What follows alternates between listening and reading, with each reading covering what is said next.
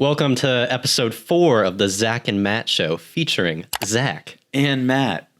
All right, Matt, what are we going to talk about in this episode? Well, we're going to be talking about a lot of things, but we're going to start off with the big news yesterday that presidential candidate Beto O'Rourke dropped out of the race. I wasn't expecting it, actually. I knew he would be dropping out soonish, or I had an inclination because he wasn't likely to make the next debates, but the timing seemed weird. Yeah, it was weird because in the big event yesterday in Iowa, he was scheduled to speak, and even in the intro, they still included his campaign video. There were signs outside, like, all saying Beto. It's almost like it was, like, unexpected. It really was unexpected. Like, usually they plan dropping out more. Like, my thoughts on the whole dropping out thing, if you don't make the November debate, I think, like, Julian Castro is not going to make the November debate, but he'll probably wait up until November 13th, which is the last day to qualify. He has 0 qualifying polls. I think Beto had 1 or 2. Yeah, I was talking to you yesterday that I saw he had an interview like the day before he dropped out with the Breakfast Club. It's like, if you knew you were going to drop out, why would you still be doing interviews? So like a funny thing I was saying is, like, I feel bad for the person who, like, put up all those Beto signs outside the event. Yeah. And then you flew all the way there to, like, support your guy. That would be like a really bad feeling. Like, imagine if Yang just, like, dropped out all of a sudden. Like, we would all be so disappointed. Yeah. It's not going to happen. Yeah. We got to be confident. It's not going to happen. Yang's going to be in this. But I just feel bad for Beto supporters. All those Beto maniacs. Yeah. Who are now going to be welcome to the Yang gang. Yes. If you're interested, we welcome everyone with open arms. I don't know how many Beto supporters are going to be watching this, but maybe one. If you're out there, you have a home. And if there's another candidate you like, that's all right, too. What do you think of the implications of Beto dropping out? Like, if there are any? Because I was looking at the polls. He only actually had, in the latest Iowa poll from the New York Times, he was at 1%. Yang was at 3%. So in national polls, there was a... Let me see if I can... It's hard for me to tell, like, who a Beto supporter is. One poll that Beto does consistently decent in is the YouGov poll. And that has him around 4%, and Yang was at 3%. So I think nationally, Beto maybe has like 2 to 4-ish%. Yeah.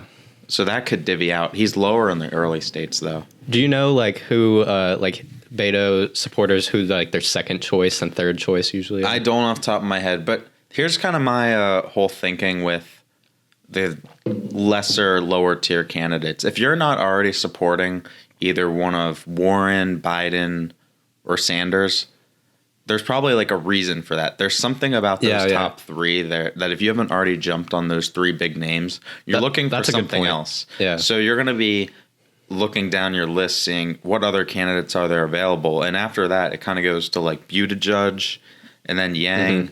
But Buttigieg is more like a moderate type.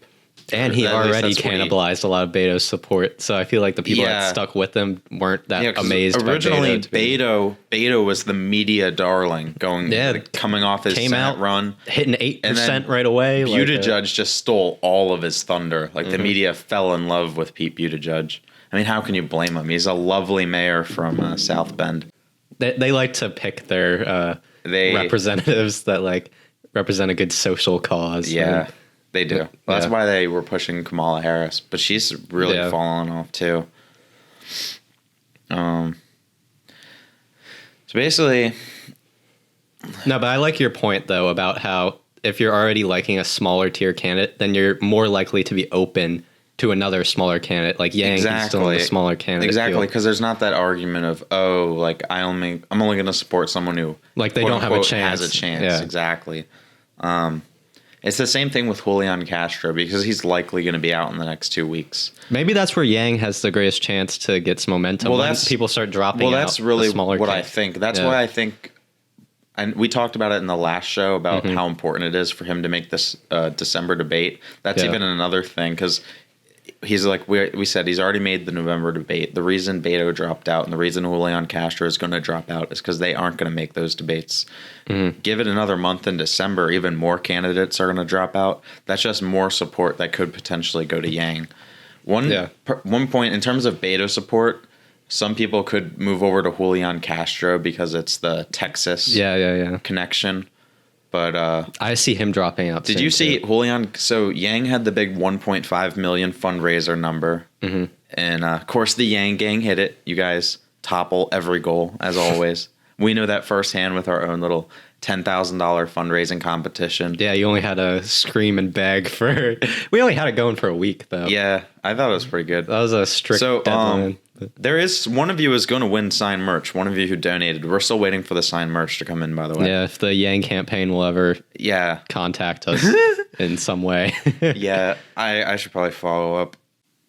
Did you notice that yesterday, during Yang's speech in Iowa, he said he worked in the Obama administration? Yeah. I'd never heard him use phrasing like that before. Because I feel like the proper term would be he worked with the Obama administration, but he straight up was like, I worked in the Obama administration. I think he was trying to show that he kind of had some political experience. Well, I mean, he kind of did in the sense that, like, he was there in 2012. I don't know how in-depth it was, He was there though. in 2015. Like, he was technically like a global ambassador for entrepreneurship. Yeah. But I don't know how active he really was. So I guess if he technically was like a global ambassador for entrepreneurship, he technically was like part of the administration in some capacity. It's an interesting point. He also announced yesterday at Yangapalooza that there's going to be an ad featuring his wife, like solely on his wife, that's going to be coming out concurrently with their joint interview that will be... Only his wife. At Sunday, I think at 12 Eastern time, but that will be already released by the time this show comes out. Yeah. Because we record this on Saturday nights, in case you were wondering. Yeah. Andrew Yang put out his first ad. He ran it in Iowa, right? Or has he not ran it? He ran it. It was a digital ad in the 4 early states. He did a 6-figure campaign buy, or a 6-figure digital ad buy. Okay. So we're going to roll the ad right now. I'm sure that we are not the first presidential campaign or family that have had special needs or autistic children. For whatever reason, I think we may be the first to talk about it openly. If you have a child with special needs, it's expensive. If you don't have access to good health care, families literally have nothing. We need to move towards a Medicare for all system where every American has access to quality and affordable services and start supporting families in a real way. So I thought the ad was interesting. He started off with Medicare for all in his first ad instead of universal basic income, which even though it's not his primary part of his platform, but based off of polling data, I think that's why they made that decision, because a larger amount of people support Medicare for all than in polls, the UBI. And also it was good that he had his wife, Evelyn, in there, and they talked about like his autistic son and stuff like that. It probably won the heartstrings of a few stay-at-home moms and So I actually I was like smiling because I have a lot to say. Okay, Bust it out, bro. A lot of people were wondering why Yang chose Medicare for all for his first ad, and like there seemed to be some confusion. Like, why not? Everyone's gonna remember the guy who's like, "Hey, I'm gonna give you $1,000 a month." Why not just roll that out? And I think there are a lot of reasons. And also another point, I guess I'll bring that up later.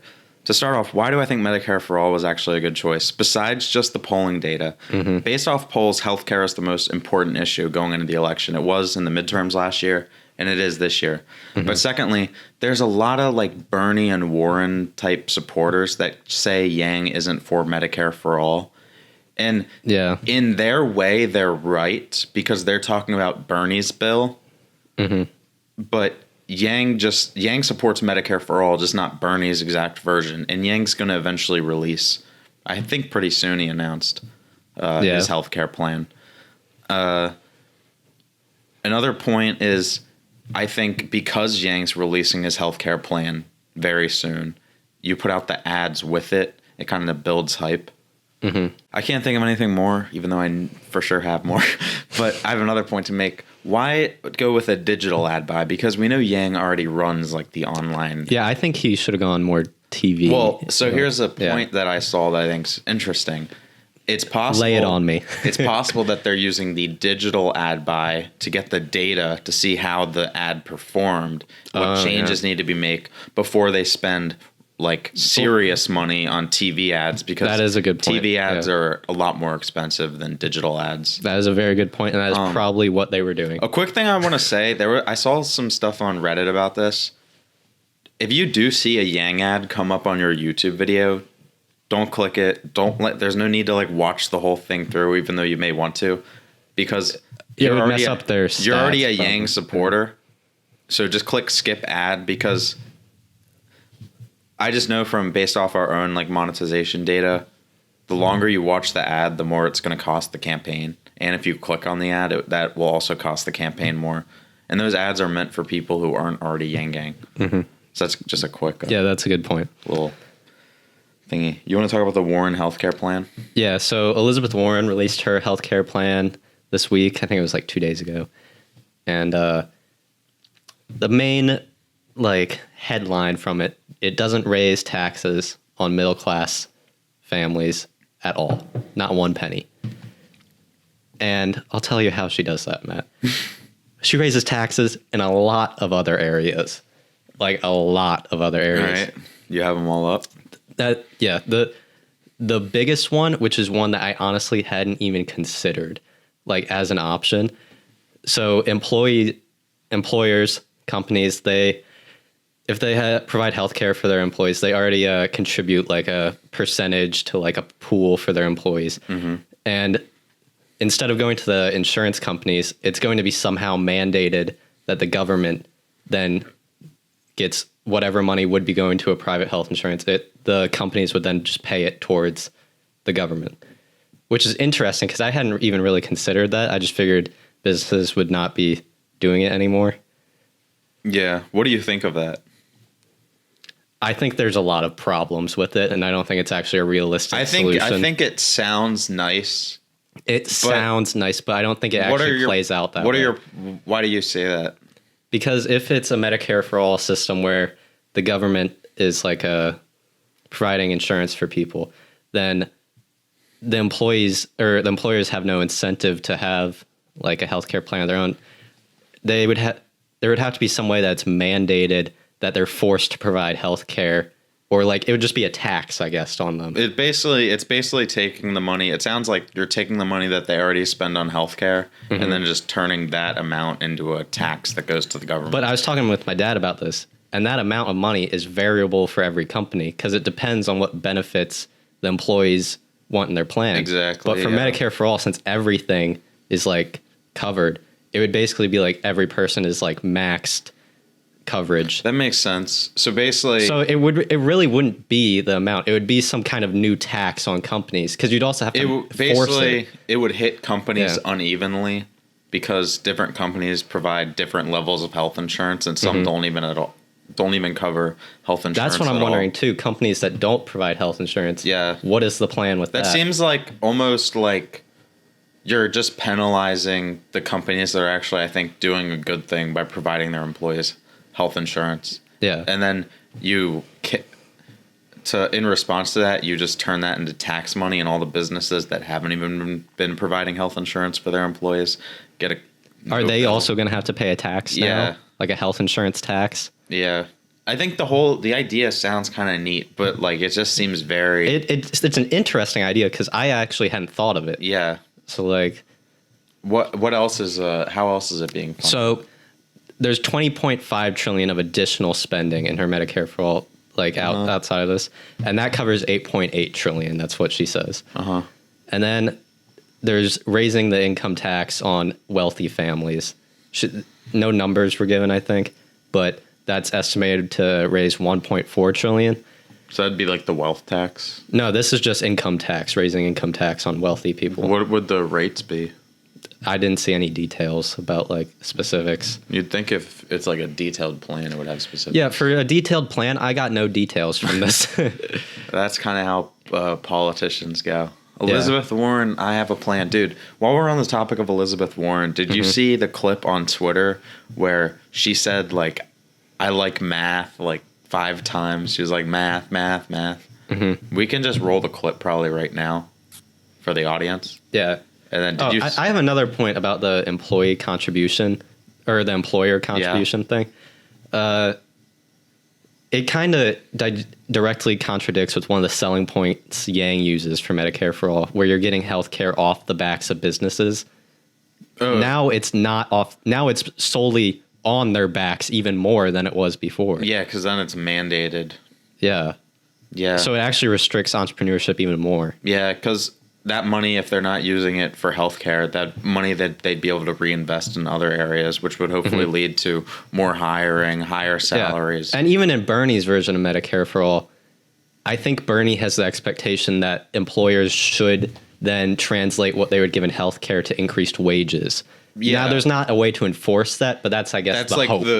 that's like if you're a morally good company, however you define a morally good company. But that wouldn't be happening in Warren's plan either. So more things. She wants to crack down on tax evasion and fraud. And she says that that's apparently going to be $2.3 trillion. And then how is she calculating these numbers? Because I feel like because if she's not giving actual percentages, because it's very broad to just be like, I'm going to eliminate tax evasion and fraud, and we're going to get 2.3 or 4 trillion, whatever you said. 2.3 trillion.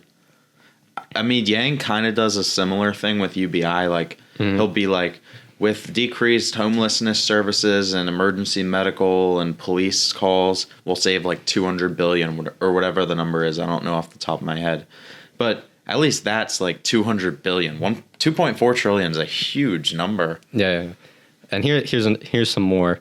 Targeting taxes on the financial sector and large corporations. So this is additional corporate taxes on specific companies in finance and I guess other areas. Say that one more time. It would just be targeted taxes on specific large corporations and the financial sector in general. And apparently that's going to raise 3.8 trillion. Jesus. Dude, I don't think it's a good idea to have a specific tax targeted towards specific companies. Everyone should be on the same playing field. I think Warren might be the most anti-corporate candidate after these taxes. Oh, yeah. I mean, especially compared to Sanders. I mean, there's a lot of people who will love this type of stuff. I just think it's not. I think people don't think in the shoes of the businesses that often, because a lot of people are usually in like the employee mindset. And if you're an employee for a large corporation, you're just like, oh, they have infinite money, kind of. Or I mean, they kind of do, but I don't think like. I feel like everyone should be on a level playing field. Having like targeted taxes at certain companies seems. That's why I like Yang's value added tax, because it will hit every single company evenly, and there's no way they can escape it because it's not an income tax; it's a transactions tax. And here's my least favorite part of it: beefing up the wealth tax. So she previously had it at 3%, and apparently now she's moving it to 6%. Dude, that's a big increase. After all these taxes, increased income taxes on the rich, a wealth tax on the rich, higher corporate taxes on the rich, higher corporate taxes on certain companies. Companies have to pay like whatever percent of their payroll they're already spending on healthcare as like a new tax. Like, where's all this money going to come from? Because eventually your effective tax rate is going to be so high on those businesses that it's going to cause issues. Like, these mega corporations like Amazon, Google, Facebook, they do have tons of cash. Yeah. They can do tons of nice things for their employees, and it's not going to hurt them one bit. But you have to think about like smaller companies and small businesses especially, and even like to be fair, I think corporations. Yeah. To be fair, I think she is thinking about that, which is why she has some that are targeted just on large corporations. But a lot of her taxes do affect small businesses and medium-sized businesses. The corporate tax rate, that would affect all sizes. That would affect my own personal business. Yeah. And then new capital gains tax that apparently will raise $2 trillion. And also she included immigration reform. What is that? Apparently that's $400 billion. I don't know what that means, but like, how do you save $400 billion from immigration reform? I don't know. And then the last one was elimination of overseas contingency operations funds. I wonder what $800 billion. It'd be interesting to hear what Bernie supporters think about this. I think Sanders' plan is much better than Warren's. Now, but she can run with the headline, doesn't raise middle class taxes a penny. Because it doesn't. So she can run with that headline. Sanders has admitted that his bill will raise middle class taxes. It will raise taxes on everyone. But he has the argument that it saves costs overall, which we've talked about previously. Yeah. But another thing that I found interesting about this is Warren, she's been selling this as the largest tax cut in American history because apparently 11 trillion middle class Americans spend 11 trillion on like copays and deductibles for healthcare. Mm-hmm. And she's saying that all of that would be gone and that would be equal to the largest tax cut ever in American history, since there's no additional middle class taxes added. So she's going to be going around saying this is the largest middle class tax cut in American history. That's her campaign slogan. I'm kind of just stunned because in a way, I kind of think it's a bad plan, but in another sense, I feel like people will like it. I don't think it's a good plan, but I think the optics are really good. That's what I'm saying. Is like she can sell that. The really optics well. come off of I'm gonna tax every single rich person that's screwing you over, even though I know in both of our opinions we're not in the whole like just because someone else is rich doesn't mean that's the reason you're poor. Like, yeah, there obviously needs to be like some sort of fix for the wealth inequality, but. I think universal basic income does more than any of that. When you get in the details of this plan, I think it's going to be really messy and ugly for corporations. I also don't think that would ever get something like that would really get passed. No. How are you going to get like Congress to agree on like 5 different major tax I don't know. increases? This is so many new taxes and tax increases. Yeah. Like, I want to talk about Yang's UBI plan for a sec. okay. There's a lot of reasons I like Yang's UBI plan. One is the funding mechanism. It's a value-added tax. It's going to be 10%. It hits everyone evenly. It makes sure that we capture the companies like Amazon who are paying $0 in taxes currently. There's no way around that. There's no evasions. Mm-hmm. He wants to eliminate the carried interest loophole. That's good. Trump said he was going to do that. He ended up not doing it. He wants to do a carbon tax. I think it's $40 per ton. That's a good idea because actually it does 2 things at once. It raises money for the freedom dividend, but it also de-incentivizes companies to use carbon because they're going to be taxed if they use carbon. So you're pro-carbon tax now? Yeah. I mean, I think I was when we took the I Side With quiz. And then he also has raising the payroll cap. Mm-hmm. So that's on payroll taxes. There's currently like a limit. I forget the exact number that you can't tax on payroll after that amount. That would just increase. So that's a very small tax. Yeah. Because it's already kind of small percentage. And I think lastly, he would raise the the capital gains tax. I know you don't like that. Yeah, I don't like that. Mr. Investor. Yeah. But I can kind of settle with all that because it's not like. I feel like it's pretty even. It's pretty fair. And I believe he ran the math, and for 94% of Americans, they're going to be getting more in the freedom dividend than they end up spending in taxes. Yeah. And those 6% that aren't, it doesn't matter to them because the freedom dividend's nothing to them anyway, really. Yeah. I think there's a lot of people who talk about, like, why do rich people get it and stuff? I can see, like, there being a big thing where, like, the rich people who get the freedom dividend, like, pick a charity that they donate it to every month. Oh, that would definitely be a... Because it would just make them look better to the public anyway. Mm-hmm. And there's just a fairness aspect of it. Well, that's the whole thing is... the whole idea of, like, why should rich people get it when there's, like, poor people struggling? It's like... Guys, Jeff Bezos is going to be putting in billions of dollars into it already. If he gets 12,000 back, and it's the whole thing of it's a right of citizenship. It's a changing of the mindset that everyone has the floor now. It's no longer. It's not a welfare program. It's not an entitlement program. You're an American effing citizen. Yeah, and this is your. It's like share. Our American capitalism. It doesn't start from zero anymore. Exactly. It starts from 12,000 for everyone. Yeah. So I guess now that we're on this, I want to talk about why Matt thinks Yang will win. Why do I think Yang will win? Tell me. It hasn't come to me yet. No, oh, you don't know? Why'd you write it as a topic? Because I had it earlier. Okay. Want to talk about his speeches? Or?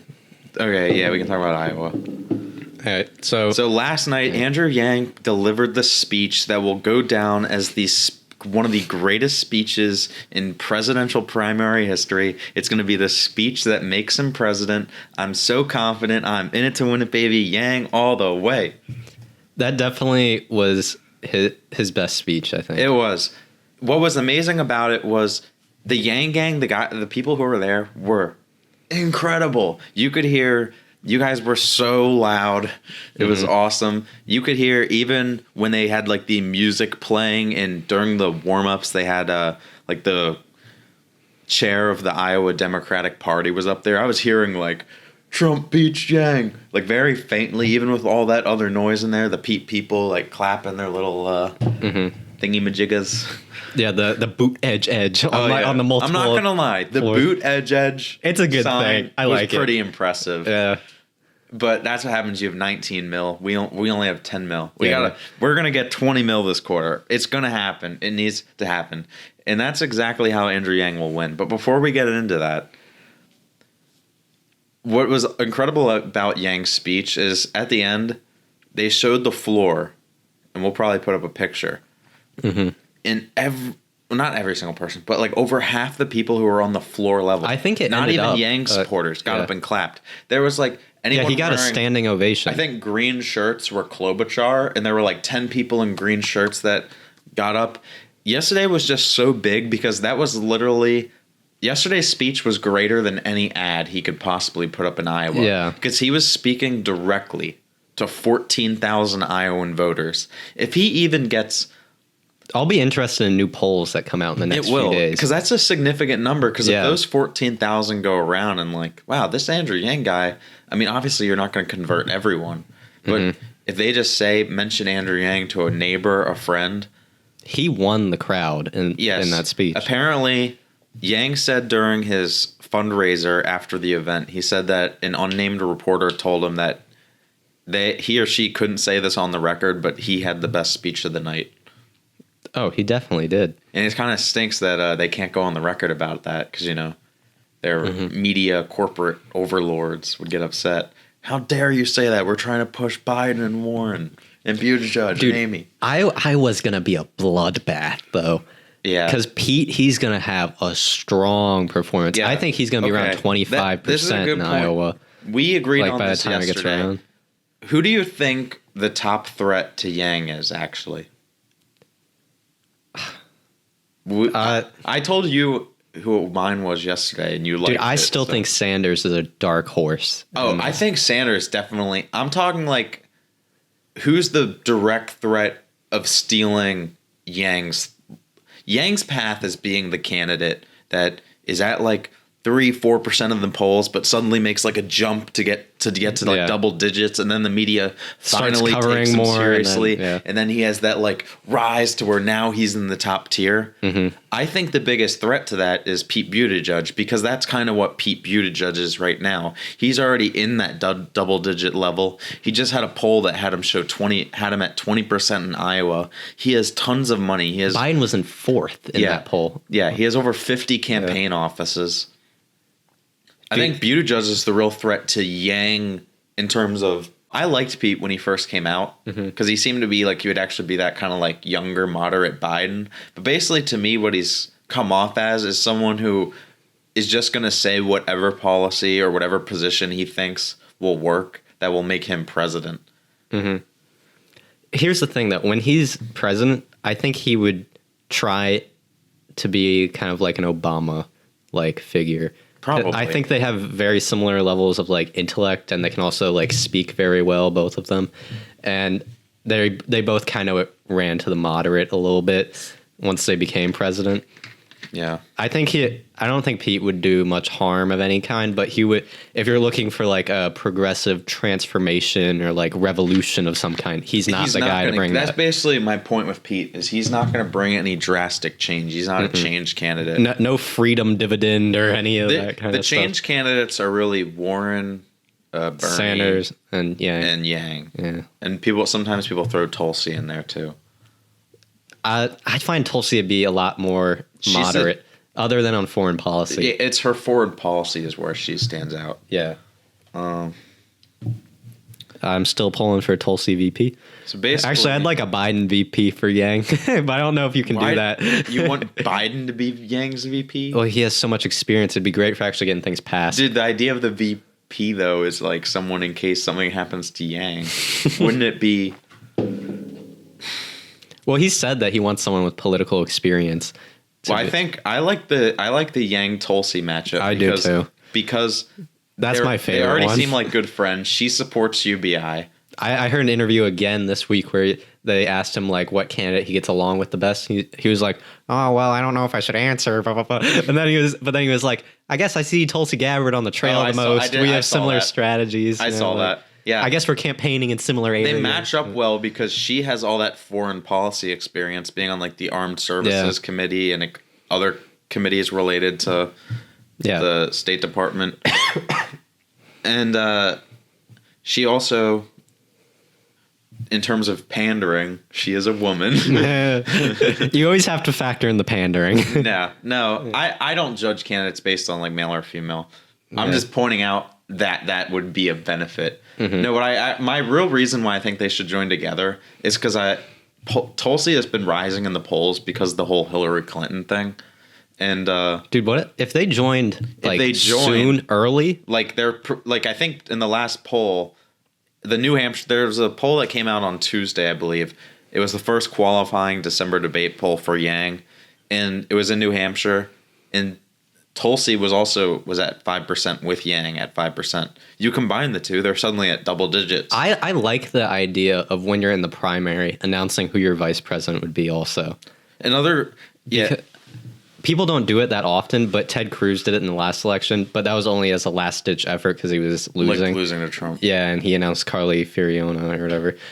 But I think it helps show more what direction you're going in.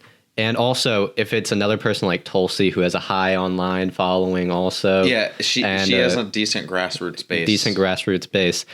If you combine that support right now, it would be a much stronger... Yeah. So I have one more point to say about Tulsi. Another reason I think she'd be good with Yang is she has a similar crossover appeal that Yang has. Yes, they do. So bringing her on would just be all the more... Like a big reason Trump gets a lot of support is because he's the quote-unquote anti-war candidate. Well, there's nobody more anti-war than Tulsi Gabbard. Yeah. So that steals that thunder right away from Trump. A Yang Gabbard ticket, I think, would be unbeatable in the general. Well, I already think just a Yang... unbeatable in the election. You attach anyone to Yang, he's going to win. You attach a skeleton to Yang, he's going to win. Yeah, like Joe Biden. It'd be a corpse across Joe Biden's not going to be a VP again. I don't even know if you can do that. I'm not sure. Let me jump in now to my... semi-rant on like why I think Yang will win. All right, take it, Matt. Because it really bothered like you're like doubting whether Yang. I'm not doubting it. I'm just saying there's a possibility Yang is gonna win, and here's why. I want him to win. He is smarter than every single other candidate. Would you agree with that? Fact. Not to say that the other candidates some of them aren't very smart. Like Warren's obviously smart. I think Bernie's a pretty smart guy. Mm-hmm. I'm not going to go through all the candidates. Well, the problem with those people is they're old. Their ideas are kind of outdated. I know. Well, yeah. But I think out of everyone, Yang's the smartest. Mm-hmm. You went on that stage last night. That man is in front of 14,000 people and it doesn't shake him one bit. He was so confident. Mm-hmm. And he had the Yang gang up there too supporting him. Our base is so passionate. People say it all the time, but like you can't buy this level of support. You can't buy this level of passion. It's only something that comes from like a true grassroots movement. And I think that when Yang makes the December debate and he's on that debate stage with just like 6 or 7 or maybe 8 other candidates, people are going to start taking him seriously. Dude, I still feel like the polls don't reflect really his amount of support. I don't either because a lot of his support comes from crossovers. And a lot of those crossovers are going to switch to the Democratic Party for the primary. A lot of them already have. We're going to be crossover people. So we live in Maryland, and me and Zach are both currently registered independents, but we live in a closed primary state, so we have to switch our registration too. I'm a Democrat. My entire family has switched now. Really? Yeah. They're all going to vote My for Yang? dad switched. My sister switched. Her boyfriend switched. Are they going to vote for Yang? My mom was already a Democrat, but Are they all going to vote for Yang? all voting for Yang. Yeah. I've gotten my mom Yang. I've gotten Andrew Yang. I'm working on my dad. Do you want to make a video showing people how they can change their party? Like, Well, doesn't it vary based state by Yeah. state? we could do one just for Maryland, but I was looking at the website. It seemed pretty easy. It's What- not till what's the- April. Okay, It's good. April. We Yeah. have to do it. Yeah, so we'll probably do it on the very last day. Don't follow our lead, though. Make sure you do it early. Yeah, change your party early so you can vote. Yeah. I want to do the why Matt thinks Yang will win. So besides all the reasons that I already said, the way Yang will win, he's already smarter than every other candidate. He has more confidence than every Yeah. other candidate. The only thing that he doesn't have that the other candidates have is money. But so many of us are already so tapped out because we're trying to hit all these different fundraising goals.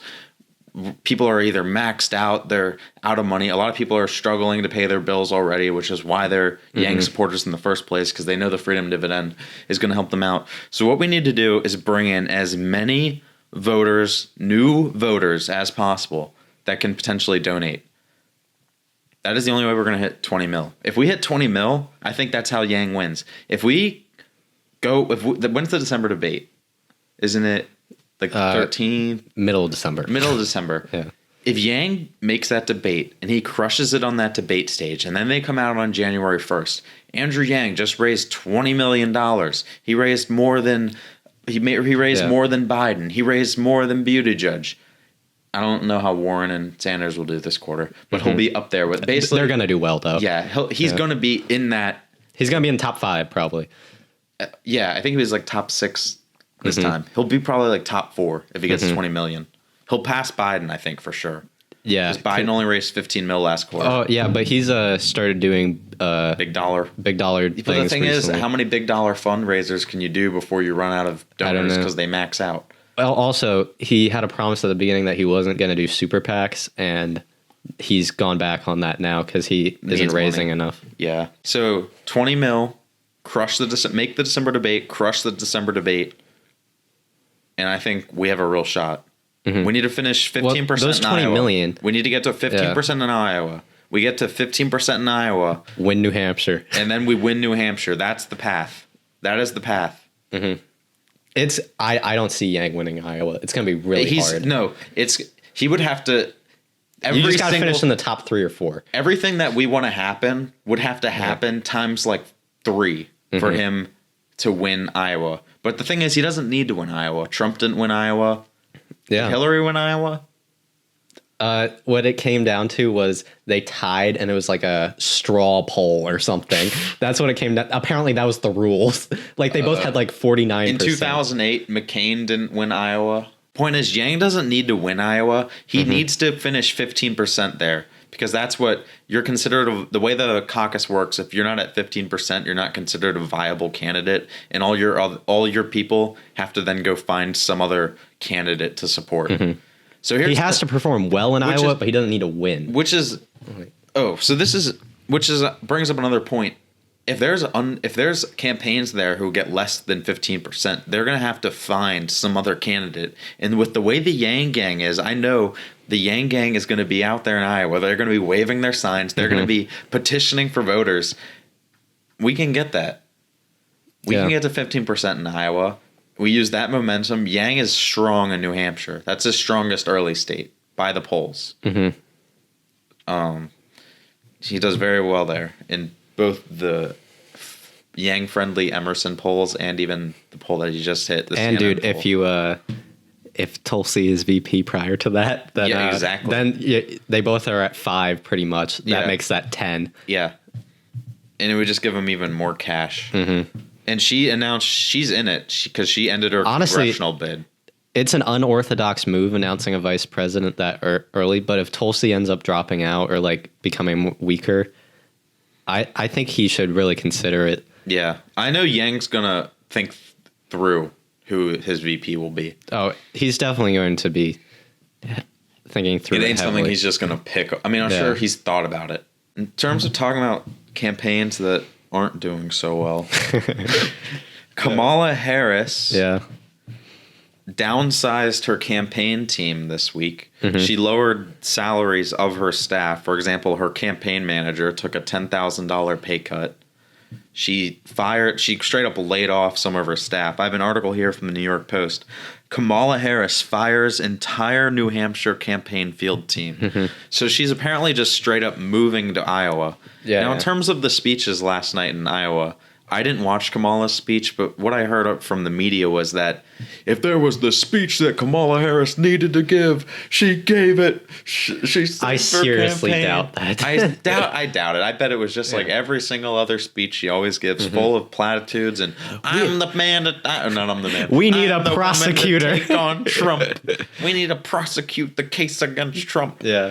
No, when you get there, when you win in 2020, Trump's going to be gone. Yeah. There's no case to prosecute. Your case to prosecute is to fix the issues for the American people. Yeah, what are you going to do for them? Nothing. Which is why in 5 of the last 5 polls that have come out, Yang is either tied with or is ahead of Kamala. He's tied in 2 of the 5. He's ahead in 3 of the 5. So you can't just say, oh, Yang's sort of passing Kamala now. Like, no. Yang's going to be ahead of Kamala. Harris is on her way out. Yes. Especially with this impeachment hearing coming up. Oh, unless she has some blockbuster moment that like somehow sparks something, she's going to be away from the campaign. So you bring trail. up a good point. Yeah. In terms of the Trump news, you know us, you know Yang. None of us like talking about Trump. It's a distraction. However, this affects the primary a bit. Yeah. So the Trump impeachment hearings kind of took a new turn this week as it sounds like they're going to actually vote to finally impeach him in the House. It's going to be 6 days a week. They're going to be having hearings. So once they impeach him, and then it goes to the Senate for a trial in the Senate. Mitch McConnell's saying the Republicans in the Senate, they can just like outright be like, no, we're not even going to take this up. But I think what they're doing is they want to drag out the process and then find him not guilty, and then Trump gets to go around. Because they also want the media spectacle of it. Yeah. But the interesting thing about it is McConnell said there's going to be hearings 6 days a week, and there's currently 6 senators running in the Democratic primary, including like Warren, Sanders, Klobuchar, Booker, Bennett, but he's not really as much of a factor. Yeah. Bennett's nice. He's going to work in the Yang administration, probably. Who's the 6th senator? Yeah, this Kamala, morning on Paget Kaggy's live stream, Michael Bennett was there, and he came up to them, and he was like, "I'm a great fan of Andrew Yang," and then he said "mad."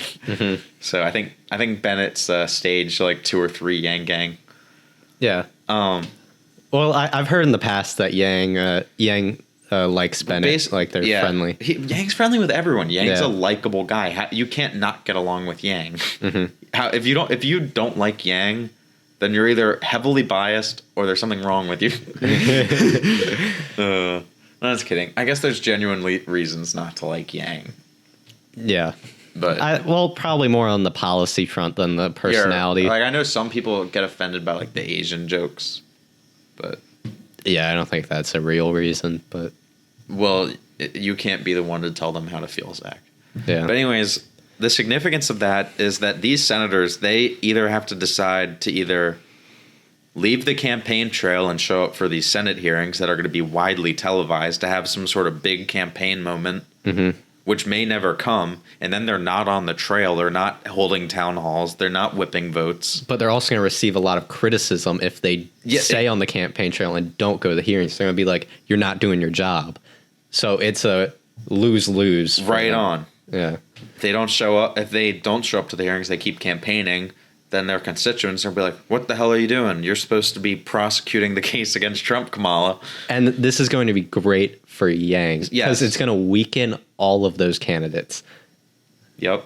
It's going to be great for any candidate that's not part of the Senate hearings. But, which includes those hearings are going to be awesome because, Harris and Booker, they're going to be looking for a moment that gets mainstream and somehow relaunches their campaign. Mainly Harris. Dude, but I think people are so... Now, Booker had that moment, though, with the... Spartacus? Yeah, the Spartacus. That wasn't a moment, though. That was like more of a Loman. Yeah, I don't know. It got a lot of press coverage. Yeah, I guess all press coverage. I don't know. I don't see how Kamala Harris doing like some 10-minute impassioned speech about how bad the president is going to change the momentum of her candidacy in any serious way. Unless the media spins it into like a big I don't even think Kamala's gotten that. She has 3 out of the 4 qualifying polls for the December debate, but it's been like 5 to 6 days and she hasn't gotten the 4th one. She's eventually going to get it. Yeah. Just because of the way things work out. But there's a real chance that she could drop out before the December debate, because what's evidenced here by this shifting in campaign funding and firing some of her staff is that she's running out of money. She ran negative last quarter. She spent more money than she raised. Yeah, she spent 11 and raised like 10.3, right? Yeah. I'm ready for Kamala to go because I seriously... Oh, dude, I hated her from the beginning. I seriously think out of all the candidates, she has like the least amount of vision to offer. Like at least with Joe Biden, you're going to get like funny stories like... Corn pop. Corn pop. All right. Yeah. All right. So you want to talk about the searching for savior? Yeah. So this started out like a week or 2 ago in more of like the fringy, like tabloidy types of media, like rumors saying that Dems are pushing like Hillary Clinton to run. They're floating like Michelle Obama's name, but it's worked itself all the way up to the New York Times. They have an opinion article here titled "Searching for a Democratic Savior," because apparently in the upper levels of the DNC right now, and I don't necessarily blame them, they're like freaking out. They're like, Warren, she's too liberal. She's not going to beat Trump. Sanders? See, I actually think I don't think Warren's going to beat Trump. Sanders, I could see winning. Sanders, I could see beating Trump, but like the Democratic establishment is just biased against Sanders, so they like disregard him. They're like, Biden, he is looking not the strongest right now. I see Biden losing to Trump. I think it'd be close. It'd be close, but I think Trump would just like manhandle him in the debates so much, like just overwhelm him, that it would really hurt his optics and he would end up losing. So here's their list of names that they have. Retired Admiral William McRaven. Never even heard of him. If you're going to float someone, at least float someone who has like more than like 2% name recognition. Adam Shifty Schiff, as Trump calls him. Yeah. Pencil neck Schiff. Who is this? Former Vice President Al Gore. Seems unlikely, but... Former Senator Al Franken, who resigned due to like a sex scandal. Yeah, dude, why would he be the sexual harassment savior? Scandal. If he joined right now, he'd be at like 3%, 2%, 1%, one of those. It's such a silly thing too, because one of the biggest like weaknesses in Trump is that he has like a terrible history with women. Yeah, he has large moral questions. Yeah, so why would you run someone Franken who... I know there was a lot of people who said like he was unfairly railroaded or whatever. Which I'm more in that camp. But like, regardless, still the optics you don't of run it, that type of candidate. Because you know what Trump's going to be saying. Yeah, he has a point. How can you vote for that guy? Has the picture of him with the woman. Well, I never did that. I only grabbed him by the pussy. He has a picture of him with... Franken has a picture of him like with his hands like this, like hovering over like some woman that was like asleep. Oprah Winfrey, former governor. I legit think California. Oprah, if she did run...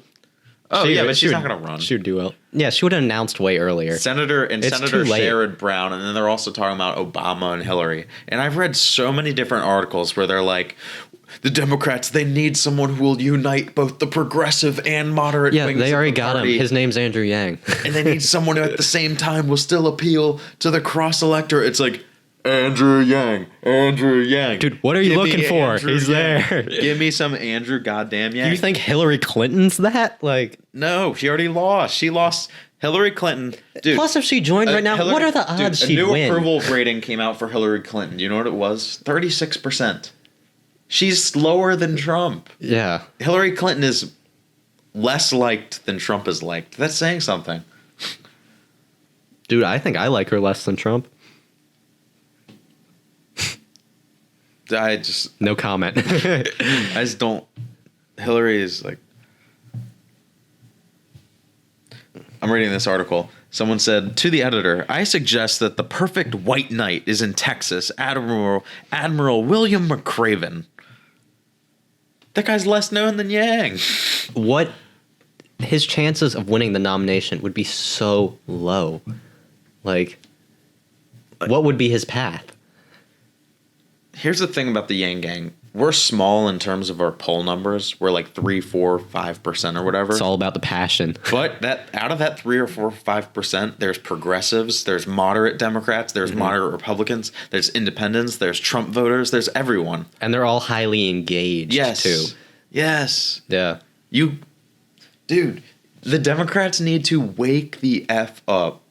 Andrew Yang is your candidate. Andrew Yang will absolutely manhandle Trump in the election. Oh, I don't think it would be a contest. Dude, if Trump does that like crazy attacks he does on Yang, like he calls him some sort of like racist Chinese thing, like Yang is that's gonna look so bad. Yang is for just him, going. like, well, it worked last time though, but the difference is but it wasn't racist. The difference is you have Yang taking it, and Yeah. Yang is just going to laugh it off and just hit the crap out of Trump using a mix of humor, facts, and data.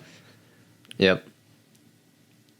Dude, I don't know what Trump's strategy would be against Yang. I honestly don't think he has a chance. No, I think Yang, out of every Democrat in the field, I think Yang is the surest bet, no doubt, to beat Trump. No It's doubt. no question. Like, I don't see a path for Trump. I legit could against see, Yang. like, if Yang ended up running against Trump, I could see Fox News, like, flipping on Trump. Dude, and Trump going would for Yang. legitimately have to, like, really rethink his strategy and come up with new, like, innovative policies of some kind. Yeah. Like, which he isn't doing. Because if Yang does get to the Democratic nomination, that means UBI went mainstream in the Democratic Party, which means it's going to go mainstream in America. Because it's who doesn't like getting $1,000 a month paid for by the people polluting our environment, the big companies paying $0 in taxes, and the rich investors like Zach who have to pay a slightly higher capital gains tax. Yeah. Screw you. I'm just kidding. I'm with you. Yang's winning. Is that everything on our list of topics? Yeah, that's it. Let's you want to get more to the wrap up part of didn't we have something that we were going to talk about at the end? what we're doing on Monday? That's Oh, yeah. So what are we doing on Monday? What are we doing on Monday, Zach? well, we're going to a Yang fundraiser in Arlington, Virginia, and then afterwards we're going to a rally at George Mason University. So if you live in the Northern Virginia area, you live in Western Virginia, close to that area, you live in Delaware, you live in Maryland, you live in D.C., you live in Southern Virginia, you live in North Carolina, you live in West Virginia, Pennsylvania, you all need to come out to this rally because we're going to make a huge. But in terms of our coverage, I don't know if we'll be able to film in the fundraiser. I don't really either. We'll have to play it by ear. Yeah, that'll be like a game time decision, but we're definitely going to have footage of the rally. And then interviews And then we're going to do interviews after the rally. So if you are going to the rally, make sure you look for us because you can get on the channel. We'd be happy to interview you. Come say hi. Dude, who's your favorite Yang tuber?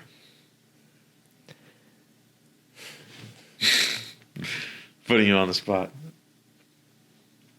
My favorite Yang too. Putting a lot of Actually, it would be the guy who makes the anime stuff. You like him? I just think he That's it's unique and he puts a lot of effort into That's it. Make America Think Harder. Yeah. Yeah, you can find him on Twitter at twitter.com/thinkharder. Mm-hmm.